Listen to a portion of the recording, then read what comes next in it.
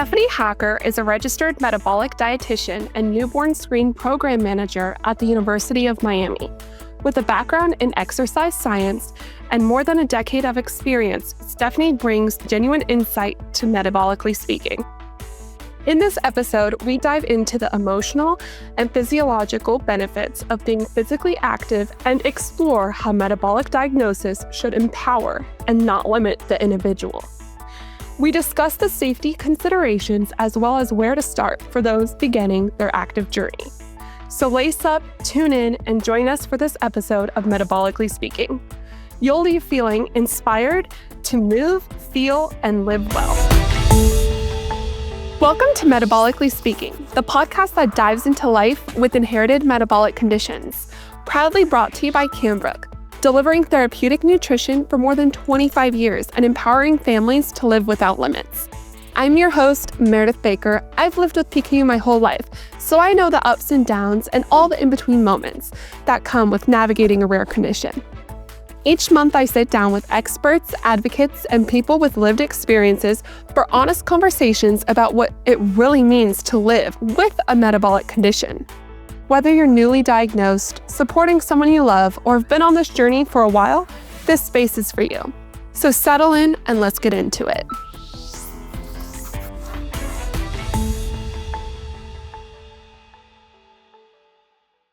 Welcome, everyone, to our fourth episode of Metabolically Speaking. Joining me today is Stephanie Hacker, metabolic dietitian and newborn screen program manager at the University of Miami Miller School of Medicine.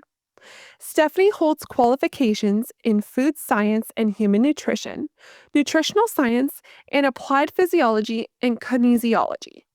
Stephanie has worked with hundreds of patients in inborn errors of metabolism, supporting people all the way from birth to adulthood to help ensure they're receiving the best possible nutrition and healthcare. She's a strong advocate for nutrition and rare disease education, often leading lessons for medical and graduate students taking part in the community and patient events.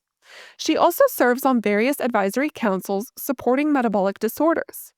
In addition to her work in genetics, Stephanie also has a big passion for sports, fitness, and wellness. She's a board-certified specialist in sports dietetics and has spent more than 15 years as a group fitness instructor and a personal trainer. Stephanie, we're so excited to have you here. Welcome. Thank you so much for having me. Of course. Well, let's jump into it. This is going to be a very fun topic today. With the first question, there are many myths around exercise and inborn errors of metabolism. What are some of the biggest misconceptions you encounter, and how do you feel your patients understand that movement is about empowerment rather than limitations? So many individuals with inborn errors of metabolism think that they can't exercise or be active or participate in sports because of their diagnoses. And I would say that this is the biggest misconception. While there is very limited research into inborn errors of metabolism and fitness, there is kind of undisputed evidence that being physically active is beneficial to every individual, regardless of diagnosis. So while some inborn errors of metabolism require some precautions to safely participate in fitness, everyone can and should participate and be physically active. Awesome. Thank you so much for that. That definitely makes sense. I feel like no matter your age or your goals, just starting is a great point of just finding something that you can have interest in or excitement for when starting to get more active in your day-to-day life. Yep. And that's like a perfect way to phrase it. Yeah. There is something for everyone in terms of fitness and sport. And it's really about finding what connects with you to get you excited to move. Starting's the hardest part. What advice would you give to someone who wants to start being active? Are there some types of exercise better than others, such as endurance versus strength? How does it depend on the metabolic condition?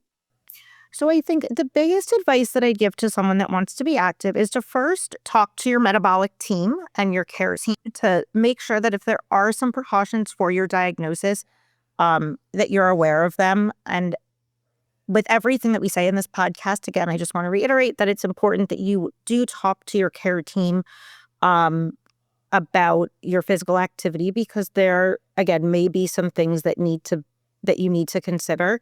And that changing your activity may have an impact on some of the treatment. Again, with that being said, it's not that you can't exercise. It's just that there may be some tweaks and changes that need to be recommended just to keep you as healthy as possible. But to get back to your question, other than talking to your care team, just as we kind of spoke about, I think the best thing to do is to find something that you like. Getting started can feel overwhelming sometimes. There are a lot of options. You may feel super intimidated walking into a gym or joining a recreational sports league. So sometimes the greatest way to start is just on your own and start building confidence in your own home if that is what works for you. And again, you have to start with something that you're comfortable with. And then my other recommendation is to make fitness fun. Some people look at me like I have 10 heads when I say fitness should be fun. And in my view, it is fun. There's nothing more fun to me than moving my body and running around. And so, again, that's what's fun for me. But generally, people will have fun when they are moving their body.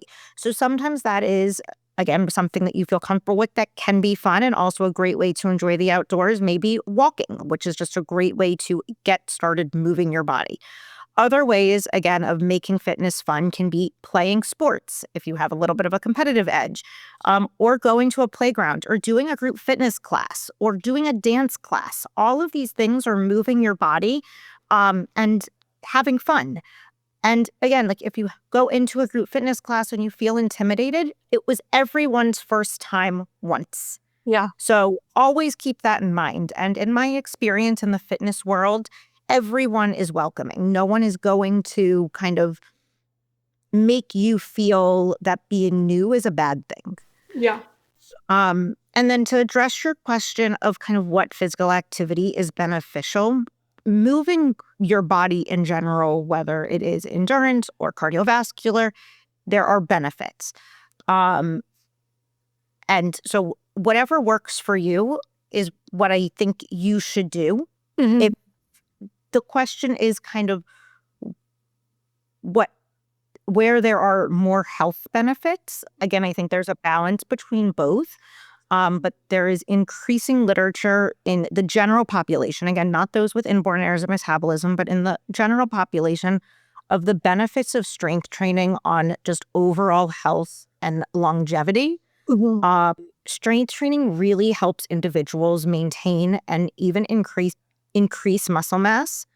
And muscle has so many health and metabolic benefits for all individuals. Mm-hmm. And as people get older, and we know that individuals with inborn errors of metabolism are getting older, which is great. This is what we want. Yes. Everyone, regardless of diagnosis, as we all get older, there's a increased likelihood that we are going to lose muscle mass. It happens because of hormonal changes. It happens just as an aspect of aging, that our bodies start breaking down our muscles as we age. And the only way that has been found to combat this is strength training. So strength training is generally lifting weights. It's, by definition, strength training is using your muscles against a resistive force. So again, we generally think lifting weights, but it can be Pilates, where you're on like a spring-loaded platform. It can be using your body weight, resisting, again, your muscles against gravity. And so regardless of age, again, for older individuals, strength training is super, super important. But regardless of age, strength training is critical to help build and maintain that muscle mass.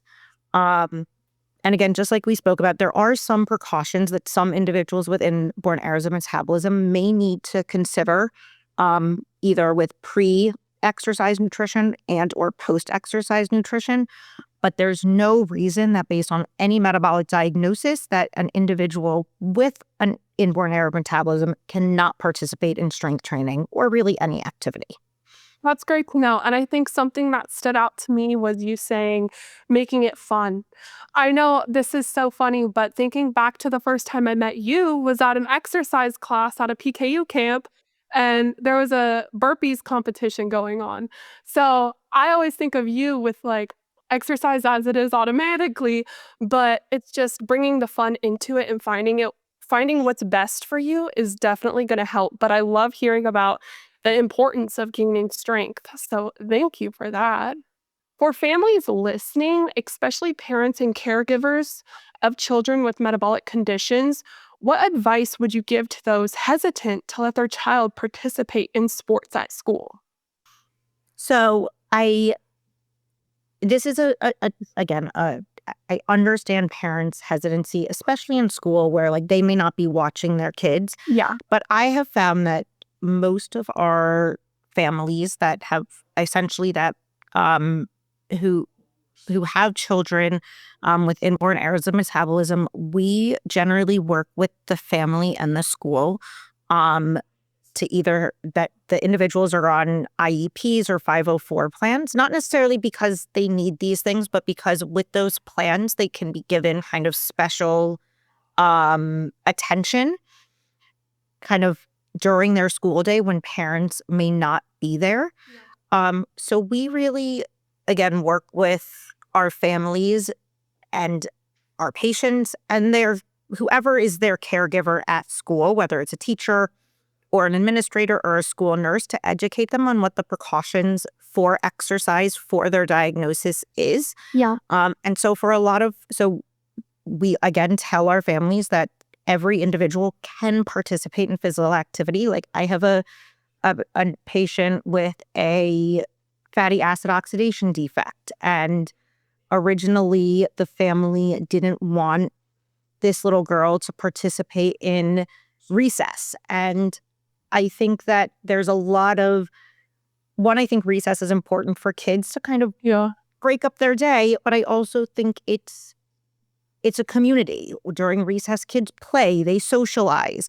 And so because this family was hesitant, understandably, because they didn't want her to have a metabolic crisis at school by exerting herself so much, they wanted her to kind of refrain. And as a clinician and also as an advocate for patients to be active, I really tried to, I counseled this family, and eventually, so essentially in kindergarten, she didn't participate. But when she went into the first grade, we were able to work with the school and also her medication regimen. So essentially how we combat the parents' fear is that she gets a dose of her medication and also a carbohydrate-rich snack prior to her going to recess. The school was also able to work with her schedule so that she gets to go to recess pretty much right after lunch. So we know that she's adequately fueled for essentially whatever she wants to do in recess. And she knows, and she's able to vocalize, and her parents feel confident that if she does feel that she's running out of energy or that her muscles hurt, that's the terminology that she sometimes uses. She says, my legs hurt, that she knows to stop and to go take a sip of her Gatorade or get a snack and to rest so that she does not overstress her body. That's very interesting. And it sounds like IEPs and 504s could also help in sport-related activities with the school, not just education-based? Yep. Okay. So in our experience, and again, this is my experience is where I live and where my patients live. The school districts in our area, again, the IEPs and the 504s kind of follow the student in whatever activities they do on school campus. Okay. That's awesome to know. I was not aware of that. That is very great. Following on that topic, we know that safety is the most important thing. What are some key considerations and practical tips for managing exercise safely while maintaining good metabolic control? So fueling for activity is really critical for everyone, regardless of metabolic diagnosis. Just, I don't have an inborn error of metabolism, but for me, when I go and exercise, being adequately fueled for that exercise and taking adequate nutrition after that exercise is critical to my recovery. So it is critical for everyone's recovery. Again, depending on the metabolic diagnosis, there may be some other precautions needed to ensure metabolic control. Like we spoke about a fatty acid oxidation defect patient. These patients really need to ensure that they have a source of medium chain triglycerides to use for energy and carbohydrates prior to an exercise session so that they don't try to use their stored fat, which can be dangerous for them depending on, again, the severity and the type of fatty acid oxidation defect. A patient with PKU or tyrosinemia, again, there's no real pre-exercise nutrition that you need to focus on. The general recommendation would be to have some sort of carbohydrate source. Carbohydrates are the preferred source for an exercising muscle. So if you have carbohydrates or glucose in your blood, it kind of makes your body work better during an exercise session. And again, a patient with PKU or tyrosinemia is not going to have a metabolic crisis. So we're not kind of concerned if during an exercise session your body gets too stressed. It's just as if anyone else's body got stressed. However, after an exercise session, and again, this is for every individual, but I think for individuals with kind of an amino acid metabolism disorder, it's important to think about it. And I did say like PKU and tyrosinemia, similar kind of recommendations would go for homocystinuria, essentially assuming that homocysteine levels are controlled in that condition. But as far as after exercise nutrition, you want to make sure that you are replacing the amino acids or the protein that your muscles use during an exercise session. So this goes kind of whether you're doing strength or endurance exercise. Whatever you are exercising your muscles, tiny tears are happening at that muscle surface and within the muscle. And so you have, the way that I think about it is that when you're done exercising, you're essentially, to get those muscles to repair back stronger, they need all of the nutrients available. And the way to get those nutrients is to consume it.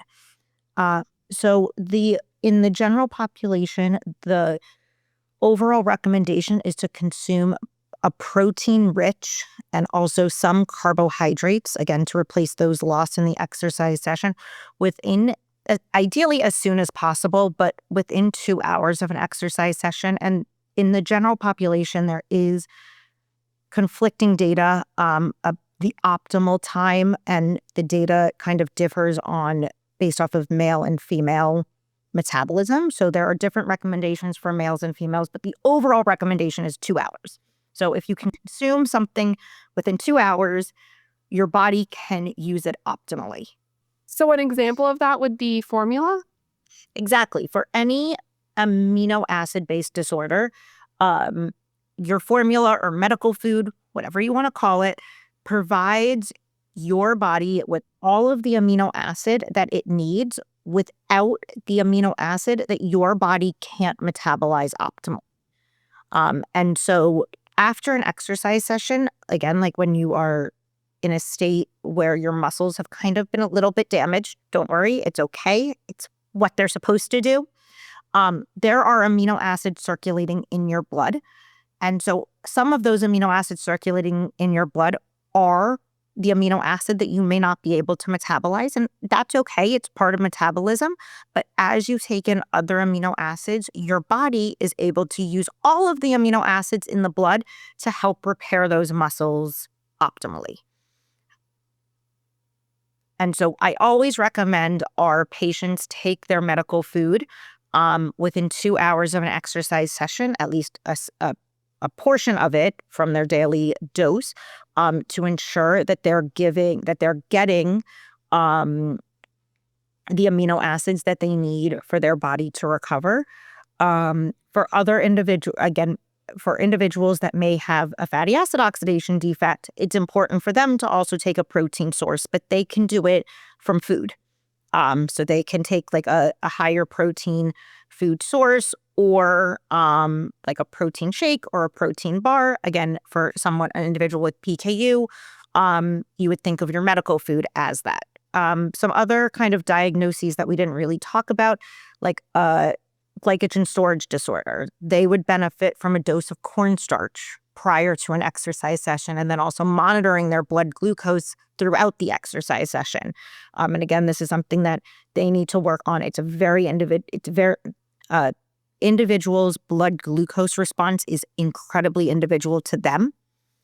So this is where in our clinic, we find continuous glucose monitors to be really helpful, so that we can kind of track what's happening to their blood glucose during an exercise session, and we can adjust their cornstarch and their snack protocol in response to that. But again, an individual with a glycogen storage disorder would also benefit from having a protein-rich snack after their exercise session.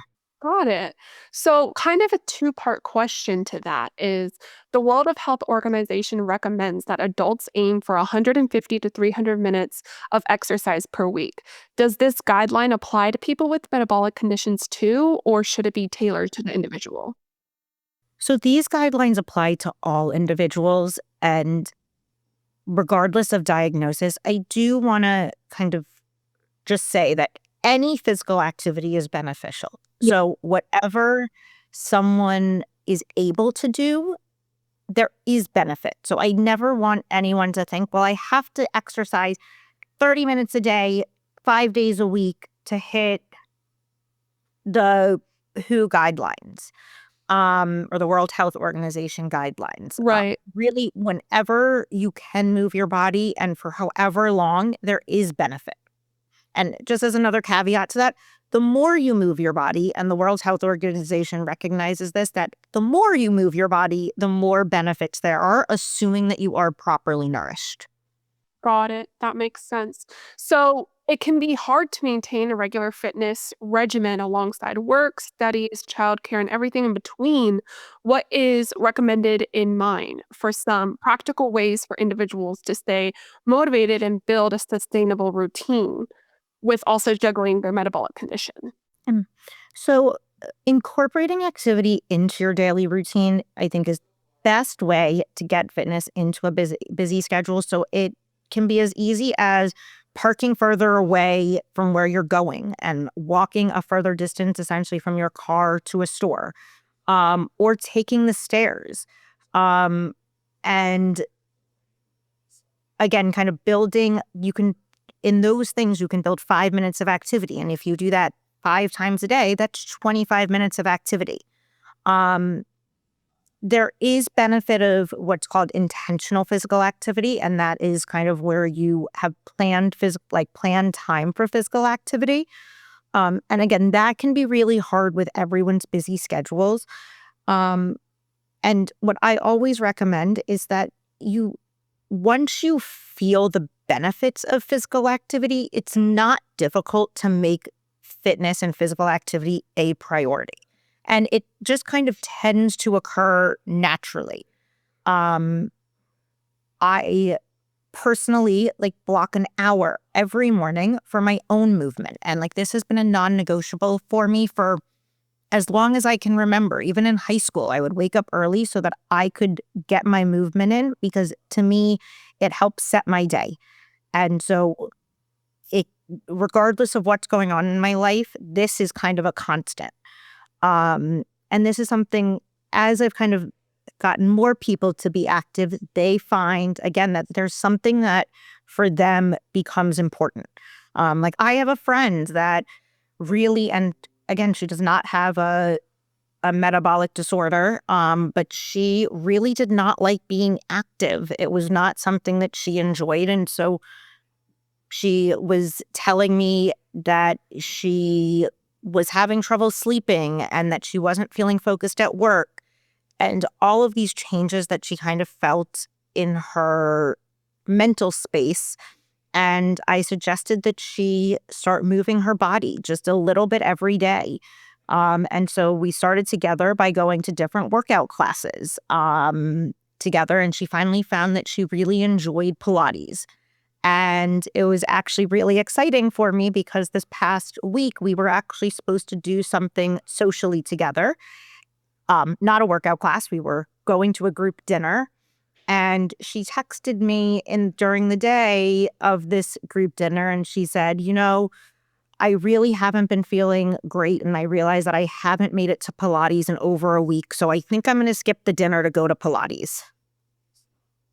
And so that was, again, she pretty much decided that taking care of herself was more important than kind of having the social activity that we had planned, which some friends may get upset about that, but I was really happy that she was taking care of herself. That's great. And that's a great example for us to really connect with. What are some physical benefits of keeping active with having a metabolic condition? So there's physical benefits and mental health benefits. So I think the biggest benefit of physical health is what has been termed longevity, and that is living well longer. So it used to be kind of thought that people would live until 100, but kind of from 80 to 100, they weren't really, or they may not be that healthy. Yeah. So how do we stay well longer? And what a lot of research in the general population has shown is that physical activity and maintaining muscle mass is one of the biggest drivers, even more than heart disease or blood pressure, or kind of any of these other kind of health parameters that you may hear spoken about in your doctor's visits. But one of the biggest factors to longevity is physical fitness. And so that, I think, is one of the biggest physical benefits. With that, disease prevention. So I just brought up like heart disease and blood pressure. Individuals with inborn errors of metabolism, we have learned that as you are aging, or as individuals with inborn errors of metabolism are aging, you are just at the same risk of developing kind of health-related disorders as the general population. And so these health-related disorders that we think about, again, are heart disease, high blood pressure, diabetes, metabolic syndrome. Again, these are all disorders or kind of issues that have been found to be related to nutrition and lack of movement. And so moving one's body helps to combat these diseases, again, in the general population. And we know is the same in the inborn error of metabolism population. So that's another big thing. The other factor is weight control. So weight is not a large factor to health overall. There's not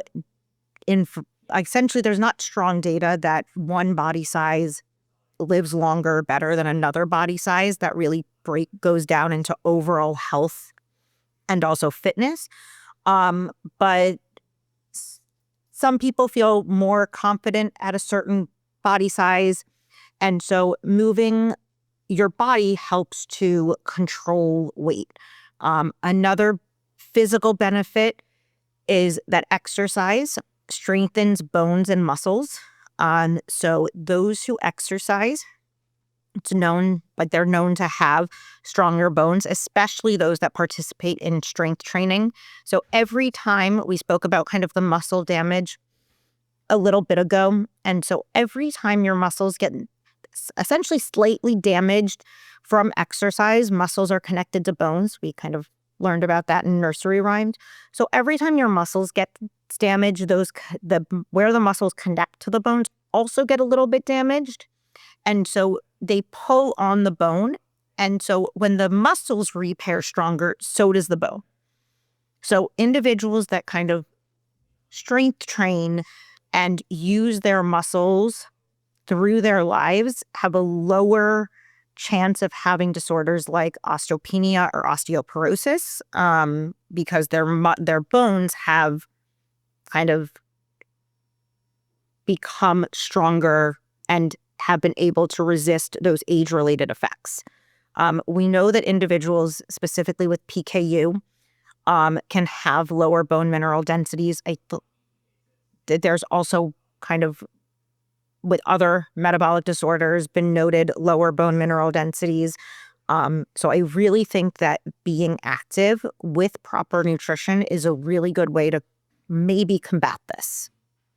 Kind of other benefits that kind of cross the line from physical to kind of mental health is that exercise boosts energy and metabolism. So the more you move your body, the more energy your body is going to burn. So you may think, well, my body's burning more energy, then I'm going to feel more tired. Most people report the opposite effect, that exercise kind of makes them feel like they have more energy. I personally always feel this before I start my exercise session in the morning. I always feel kind of a little bit sleepy and like I don't really want to be doing this.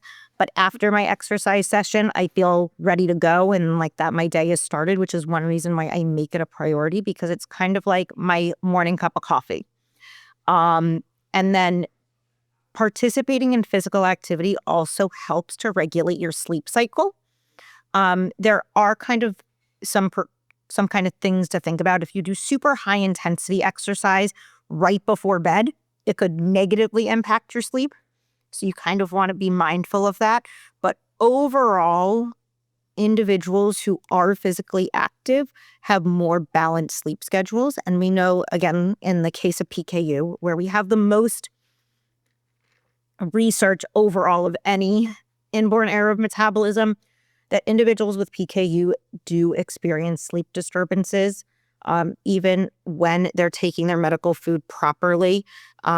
It's kind of thought that this is related to the neurotransmitter kind of production related to tyrosine. And we know that medical foods are supplemented with tyrosine, but there's something going on that's not fully understood. So again, exercise could be a way to kind of help regulate the sleep neurotransmitters that individuals with inborn errors of metabolism may not be building optimally. Got it. Definitely makes sense.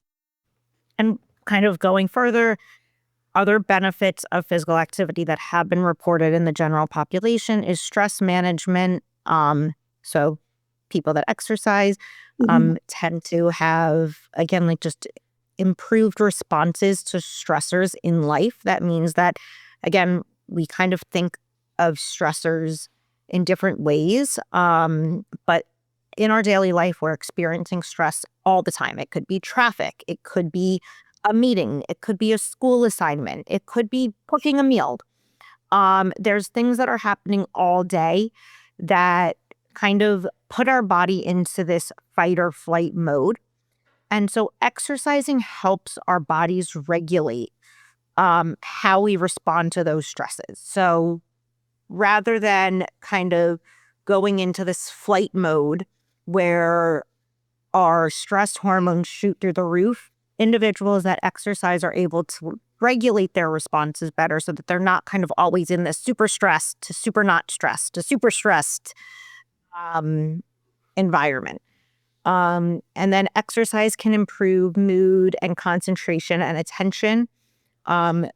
So individuals, again, in the general population that have kind of attention disorders like ADD or ADHD, exercise has been shown to be a really beneficial tool to help with those symptoms. We know that individuals with, again, PKU have a higher likelihood of having an attention-related disorder or a mood-related disorder.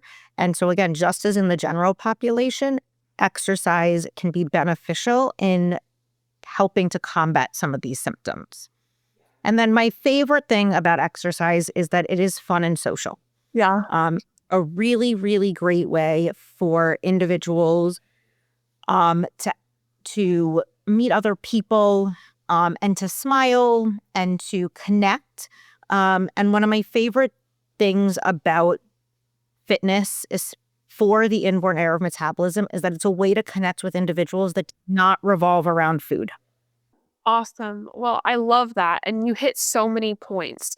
Whenever you mentioned that being active could go beyond just the physical health, but the social related and the mental health related aspects of life as well, have you witnessed patients who engage regular in physical activity being more successful and feeling better and being able to be more in control of their health and maybe phenylalanine levels? To managing their condition? Yeah, 100%. I find that individuals and my patients that make fitness a priority Mhm. overall are in better metabolic control. Yeah. Um, so I have several, I don't, in my patient population, I don't make fitness um, I think obviously it's an option for everyone, but I really encourage our patients to be active, especially starting at a super young age. So I would say that the majority of my patient population participates in physical activity in some form. And so like a few of my patients come to mind that really make fitness a priority. At these individuals, again, fitness is a priority and so is their health. Yeah. So they really make control, essentially making sure that their Phe levels are appropriately managed, also a priority. And this goes into they know when their Phe levels are high, they're not going to have the motivation to participate in their physical fitness. Yeah. And so it kind of is this cycle. So being physically active helps control their Phe levels. One, because physical fitness, while again, there's no literature on this because there's not a lot of studies, when individuals are physically active and Phe is in the blood and then being reincorporated into the muscles, there is a trend that we have seen that individuals may be able to tolerate more Phe from food. So they're able to have an increased protein tolerance. So for some of our patients, that's a really big motivator. But being physically active helps to keep them on like their schedule and their routine. That helps them also control their Phe levels. So like they know, oh, I just did a workout. I'm going to take some of my like one of my portions of medical food right after I exercise. So it's not like they're struggling to get that. If their recommendation is to take 4 doses throughout the day, one of their doses is already taken care of from their exercise session. Got it. Yeah, definitely makes sense. The nutrition and activity are so interconnected with our health. How does being physically active change nutritional requirements for someone with a metabolic condition such as PKU? And are there any sports supplements or products you think that could be helpful? So we just kind of touched on this Yeah. as far as the interconnection between nutrition and activity. Hmm. But so activity in general will increase energy and protein needs. And so if we're speaking of PKU specifically, there is a chance, again, like there's no literature on this, but we have seen it. I've seen it in my patient population, pretty much in everyone that starts being active, Hmm. that activity tends to increase natural protein tolerance or the amount of Phe that an individual may be able to tolerate. Hmm. The amount is very individual on the person. Hmm. But overall, that's a trend that we have seen. And the other really important thing with increasing Phe tolerance and also the increased energy and protein needs related to activity is that timing of nutrition. I have seen patients not experience the benefits of physical activity because they don't properly nourish their body following the activity. So I've actually seen patients' Phe levels increase from physical activity because they are not taking the steps to properly nourish their body. after an activity session. So essentially what's happening is that the Phe that was released from their muscles during the exercise session kind of stays in their blood because there's not enough nutrients for their muscles to kind of suck that Phe back in. In addition, there's also issues with that because not only is our Phe levels higher, it also puts your muscles at an increased risk for injury because they're not able to repair in the way that they want to. So essentially, as far as sports supplements, I always tell, especially my PKU patients or my amino acidopathy patients, that the best sports supplement for them is their medical food, and for them to take it after an exercise session. For some individuals, I also recommend, in addition to making sure that they take a dose after an exercise session, I also recommend a dose shortly before bed, because while an individual is sleeping, that's where most muscle repair happens. So it's super important that the body has the amino acids it needs while you're sleeping to help repair muscles, again, depending on what activity they're doing and how active they are. So again, medical food is the best sports supplement. There are lots and lots of sports supplements out there that many in the general population support. The reality is that most sports supplements don't have a ton of strong evidence. There are a handful that there is strong evidence for their use in certain situations. I have always been of the mindset that if an individual wants to take a sports supplement, and it's not a dangerous one, there are also sports supplements that are out there that are very dangerous. They can also, if you are a competitive athlete, some of these sports supplements are banned by most professional organizations that kind of govern that sport. So you have to be mindful of that if you want to be kind of a competitive athlete. But if there is interest in taking a sports supplement, again, some can be very beneficial to specific sport and fitness goals. It's really important that you're purchasing that sports supplement from a trusted manufacturer. Sports supplements do not have any regulation in the United States. So pretty much anyone can say that a sports supplement has something in it if it doesn't. So I always recommend looking for a trusted manufacturer that uses third-party testing. So that means that there's an outside agency that is testing their product. Okay. And there are certain labels on sports supplements that you can kind of look for that kind of let you know that company kind of has these production standards. I also urge you to talk to your medical team about any sports supplement that you're interested in taking to ensure that it is safe for you. Mm-hmm. And also so that they're aware, so that if anything does kind of change with your biochemical levels, they know. And again, there are sports supplements that individuals with inborn errors of metabolism can take, but again, talk to your medical team and make sure that it is safe for you. And there is still a lot that we don't know when it comes to physical activity and metabolic conditions, from ideas like increased Phe level tolerances and greater muscle mass, like you've mentioned, to optimizing medical food timing for muscle recovery. What new research areas or developments are you excited for right now, and why? So there are so many exciting things happening in the fitness world, in the longevity world, for the general population. And I think that there is some research happening in the inborn error of metabolism population, which is so exciting. Uh-huh. I think overall, some of what we're kind of learning in the general population can be applied to individuals with inborn errors of metabolism. For example, like the research on strength training and longevity, Mhm. there's no part of my mind that thinks that individuals with inborn error metabolism would not benefit from strength training like the general population has shown to.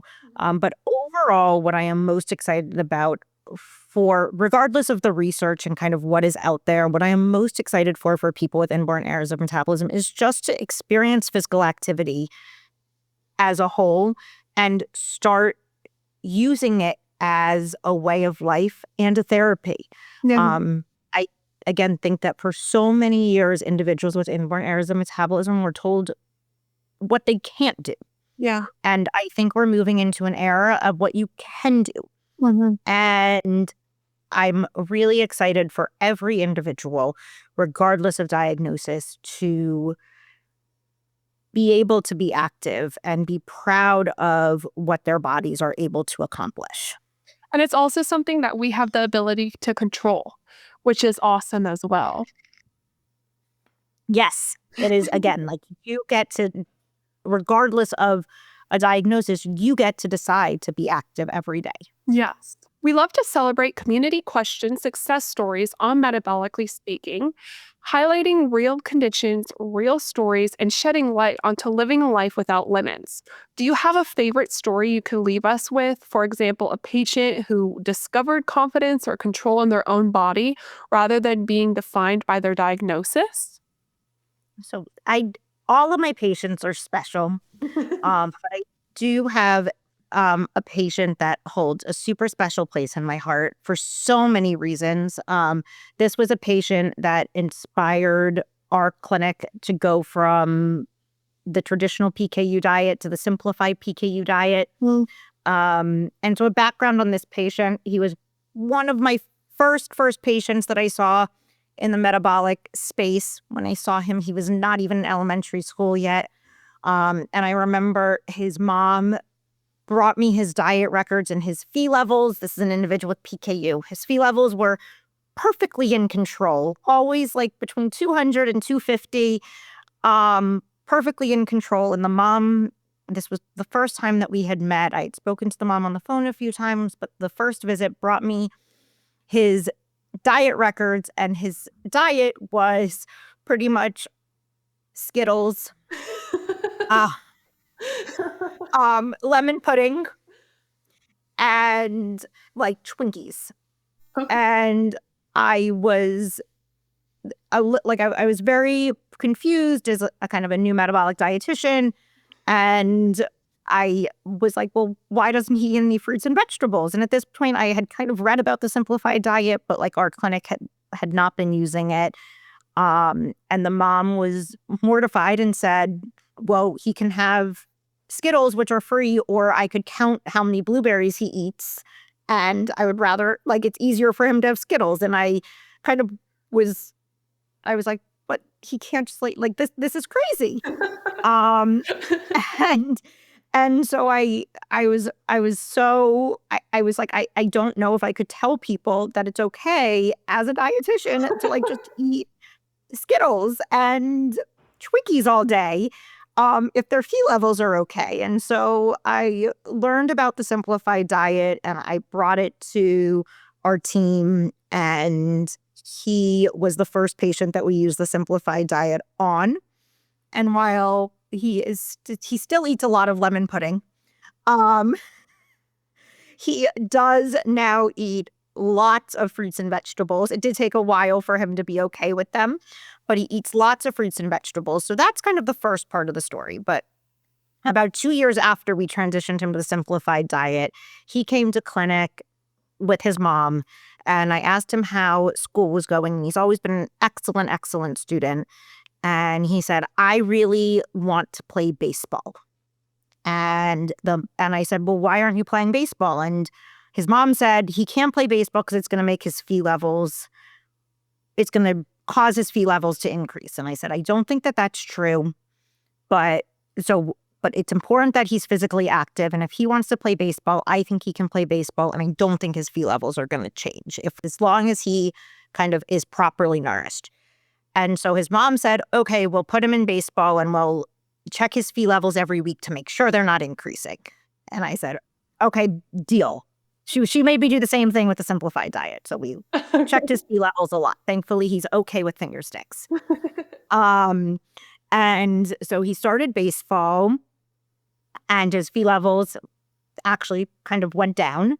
And he, again, this has been over a decade, but he is now in high school and being recruited for Division I and minor league baseball teams. That's so he's an amazing. all-star baseball player. His pH levels have essentially always stayed 200 to 250.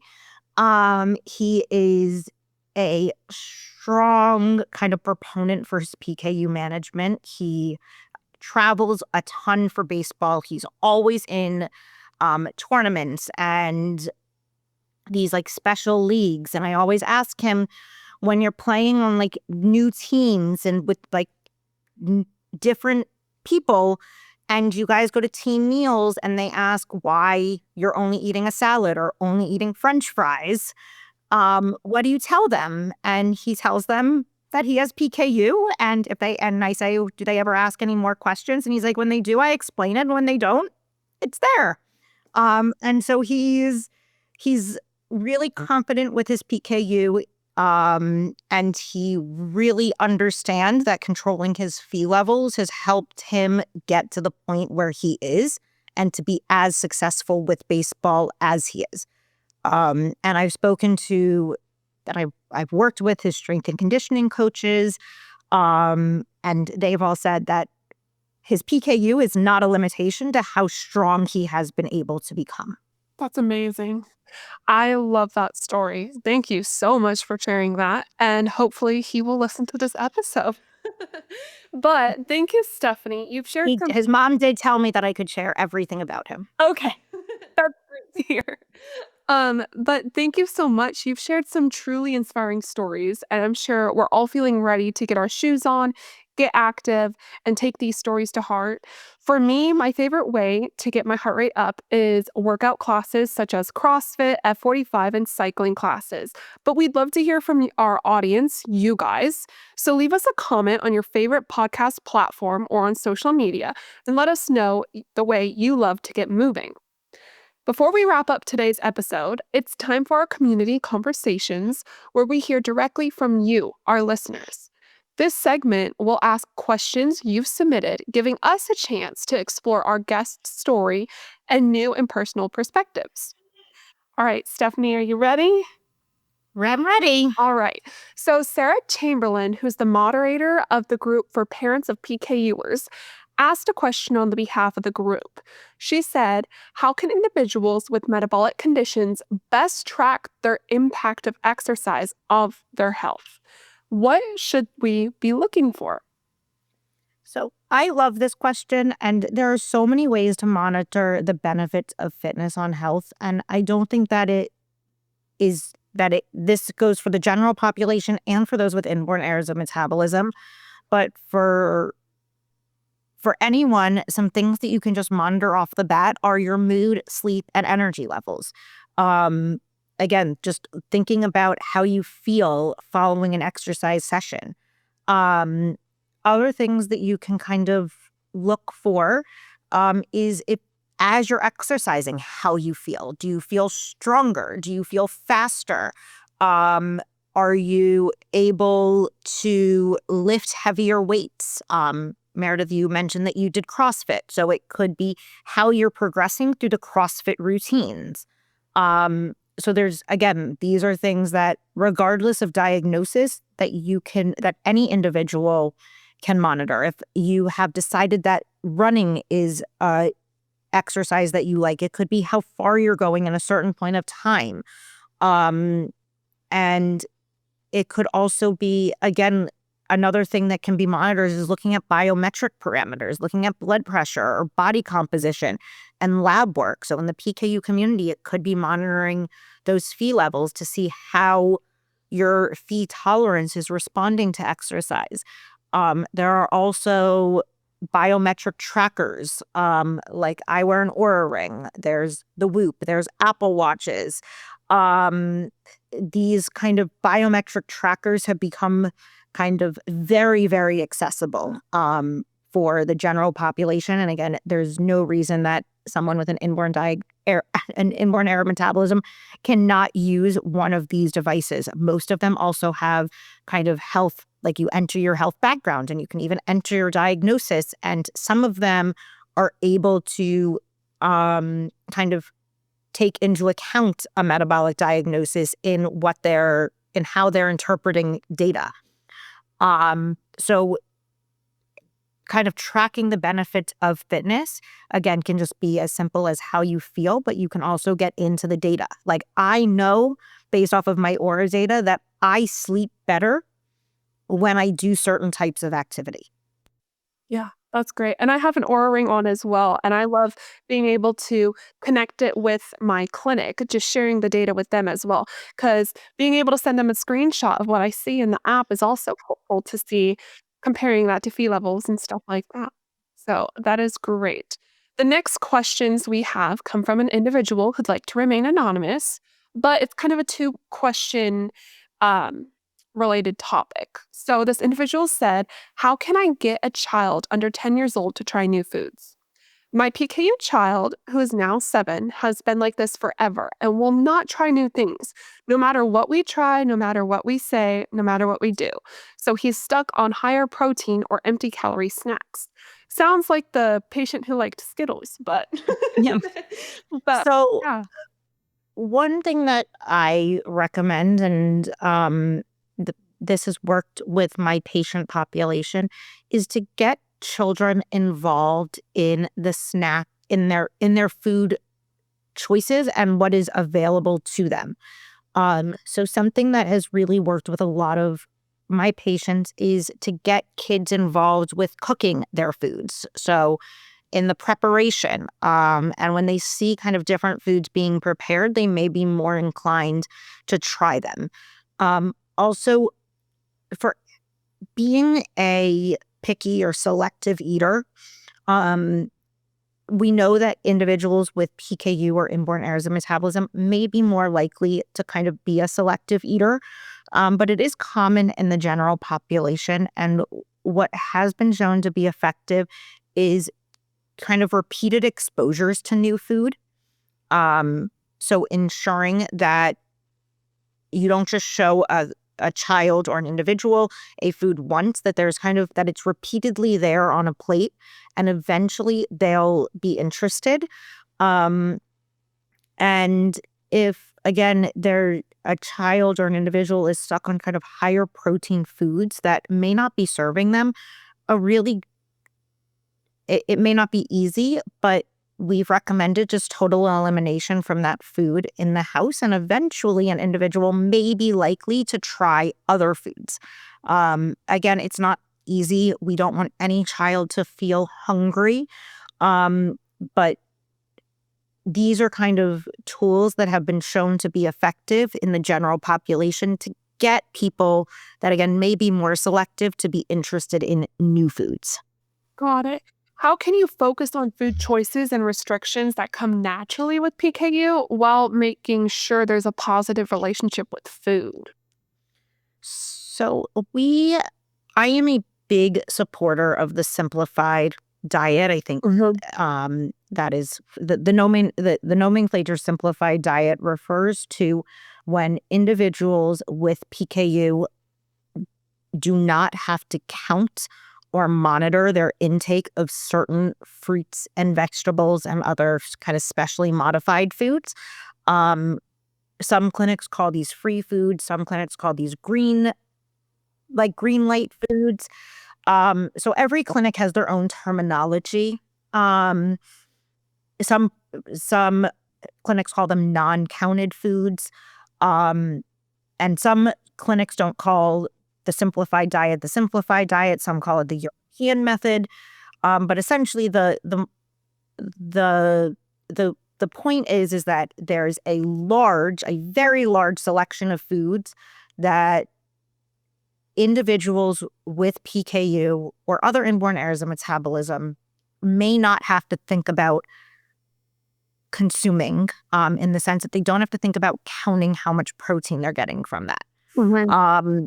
And so we have found that by using the simplified diet, and now our clinic has been using it thanks to the individual that I spoke about, our clinic has been using it for over a decade.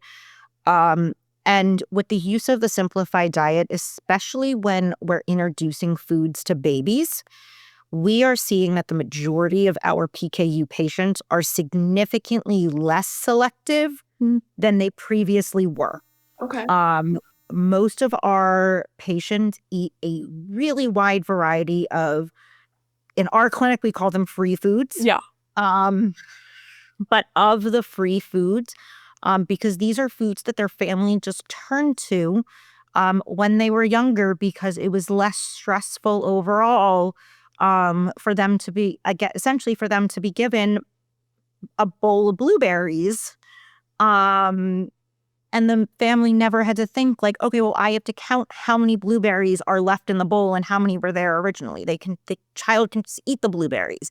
This has also allowed our families to kind of establish what we call like a PKU-friendly snack drawer. Yeah. So that in most of our families' homes, they have a drawer in the refrigerator where the individual with PKU knows that they can go into that drawer and eat whatever they want. And as a child, they don't have to go tell their mom. Yeah. That they can go and take whatever foods that family puts in there that are, again, our clinic, we call them free.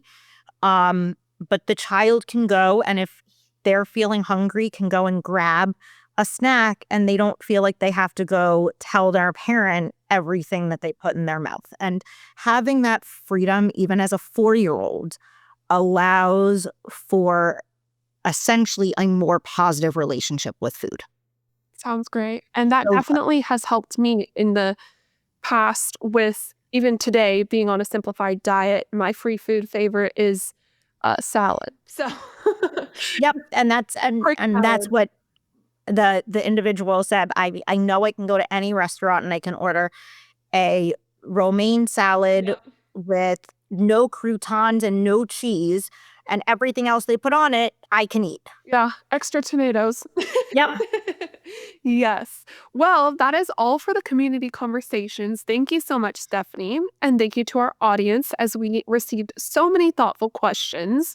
If you want to include a question in future episodes, keep an eye out on my social media posts as I'll regularly ask for input from our community. As we wrap up today's show, I'd like to remind everyone that you can find helpful resources as well as more information from Stephanie in the show notes below. Thank you for listening, and thank you so much, Stephanie, and we'll see you guys next time. Thank you so much, Meredith. That's it for today's episode of Metabolically Speaking. Rare conditions, real stories, and a reminder that life with a metabolic condition is about living, not about limits. If today's episode resonated with you, share it with someone who might need to hear it. And if you have a moment, please leave us a review. It helps others find their way here too. We'd love to hear from you, so feel free to reach out. If you have feedback on a story to share or a question, send us an email. You'll find the address in the show notes below. Make sure to subscribe to Metabolically Speaking on your favorite podcast platform and tune in each month to join your tribe, breaking barriers and living without limits. Thanks for being here, and we'll see you next time.